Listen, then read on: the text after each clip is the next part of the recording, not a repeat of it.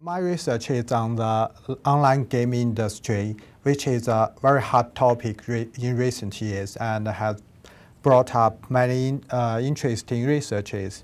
My research is focuses on a very simple but very fundamental question. It's what is the main commodity of online game industry in China?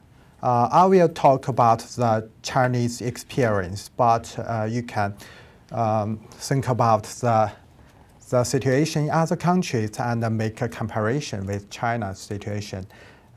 This question is fundamental. Maybe some researchers will argue that the main commodity of this industry is some products and service of entertainment. Maybe I cannot say that it's not true, but there are more questions we need to ask. There are further questions like who is producing the products? Who is serving the consumers? What are they doing? And do they need other people to help to generate values in this industry?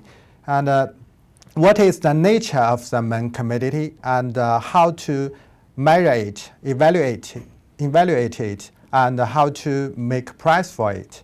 So by digging the further questions, we will find that, well, I believe we have to consider the role of the consumers in this industry.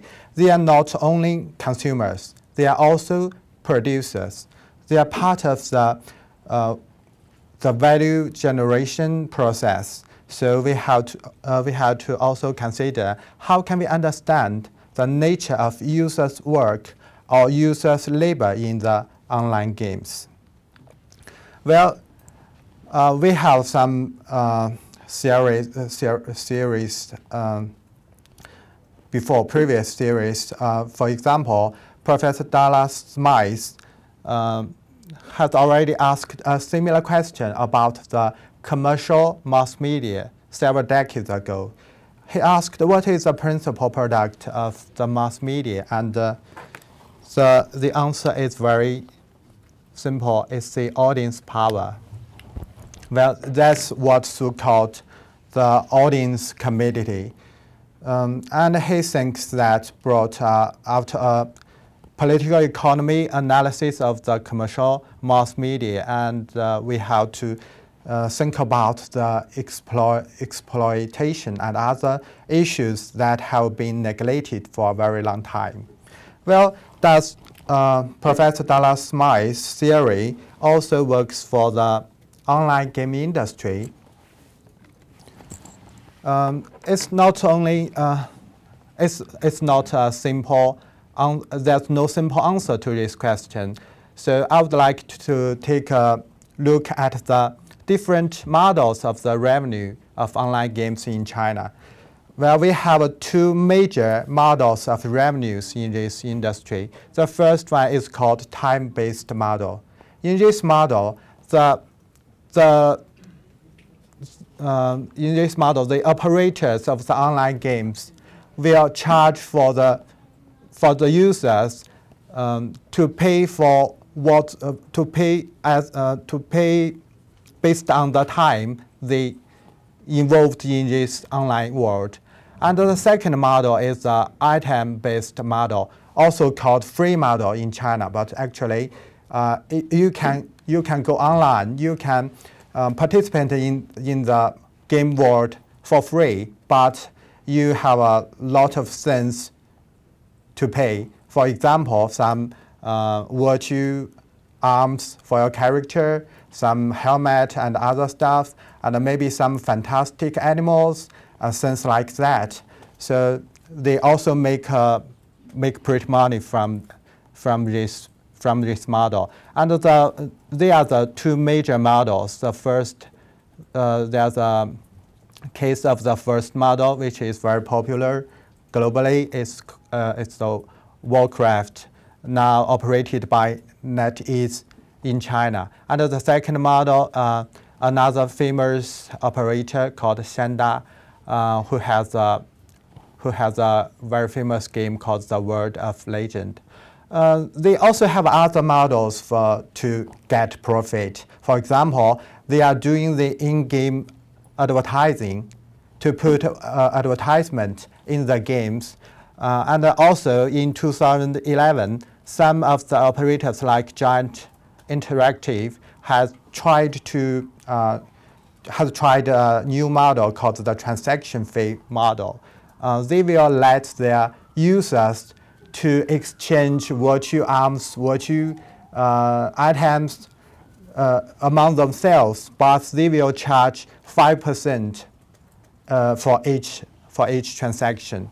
So, but the latter, the third one and the fourth one are not very does not account for big proportion in this industry's revenue.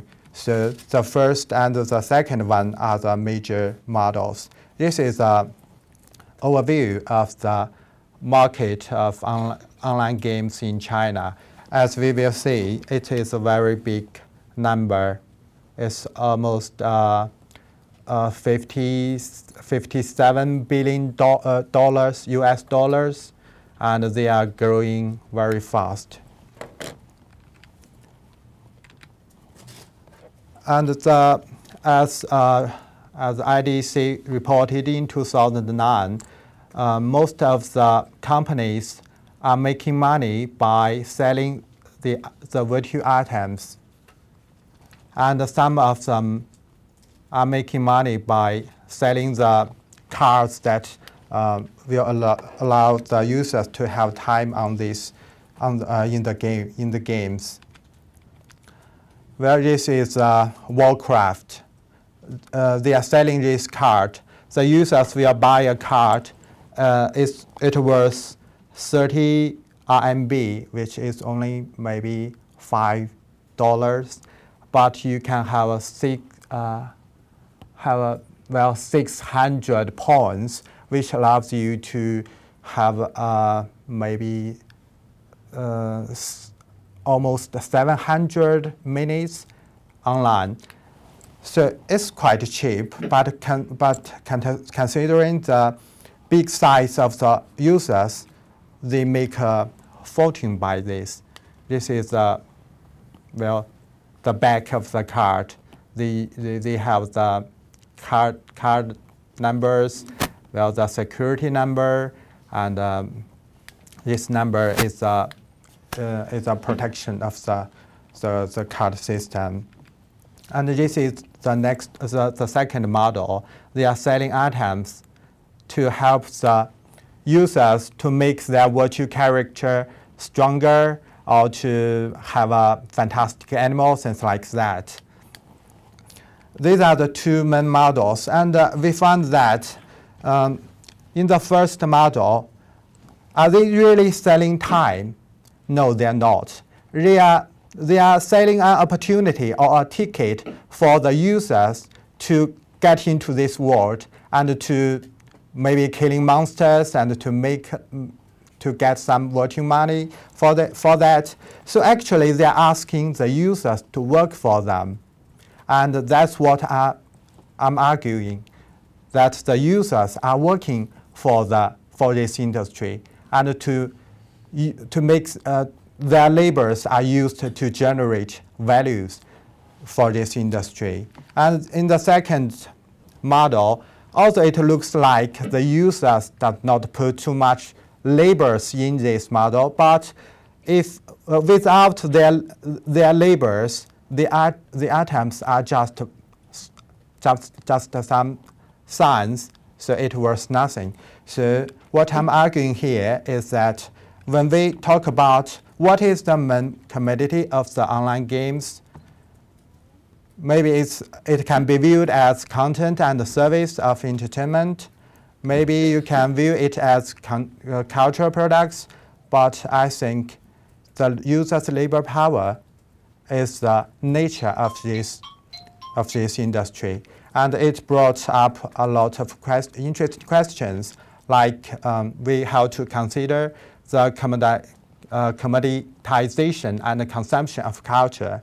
And we also need to consider the exploitation of this industry. We have to consider the power relationship in this industry, and also because it blurs the boundaries between production and consumption, between work, family life, and later activities. We also have to consider the change of the everyday life practices.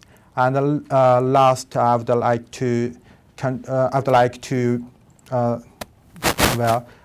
mention a book written by Professor Scott Lash and Celia Lurie called Global Culture Industry. And they argue that there are three models of exchange in the human history. The first is gift exchange, second is commodity exchange, and the third is media exchange. I think their theory contributes to our understanding of this online game industry in China.